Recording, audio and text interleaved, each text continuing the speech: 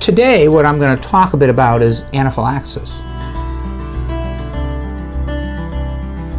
Anaphylaxis is a severe allergic reaction, and it's what happens when someone either eats something they're allergic to, takes a medication they're allergic to, or gets stung by a bee that they're allergic to. Anaphylaxis is a life-threatening event, and it usually involves at least two organ systems.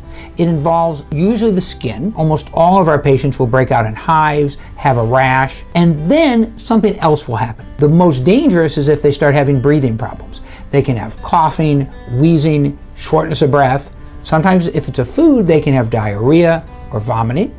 If it's a bee sting or medication, they may have true severe anaphylaxis in that their blood pressure drops, they begin having trouble breathing, and that can actually be a fatal event. Identifying anaphylaxis is important because we have an amazing treatment for it.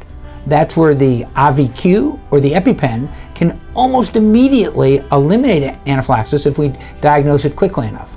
That's why all of our patients who have severe food allergies or who have bee sting allergies will have an AVQ injector or an EpiPen to use when that happens. It's what we're trying to avoid when we are trying to deal with the new treatments that we're going to have for food allergies. Food allergies is a very exciting area in the field of allergy right now, as we are on the cusp of having some new treatments.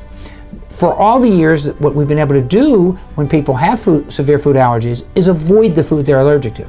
Now, in the near future, and near means the next 6 or 12 months' time, we're going to have either a patch or an oral immunotherapy in which we're going to be able to make patients who are severely allergic to peanuts less allergic. In the future after that, once that's approved, we're hoping to have a patch or oral immunotherapy, that's an oral tablet, where we'll be able to try to prevent tree nut allergies, shellfish allergies, and eventually milk and egg.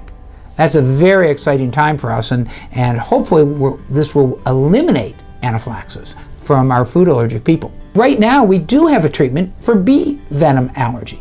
So patients who have severe allergies to bee stings, and again, this can be fatal, and upwards of 100 to 200 people a year in America die from bee stings. So it's a serious problem.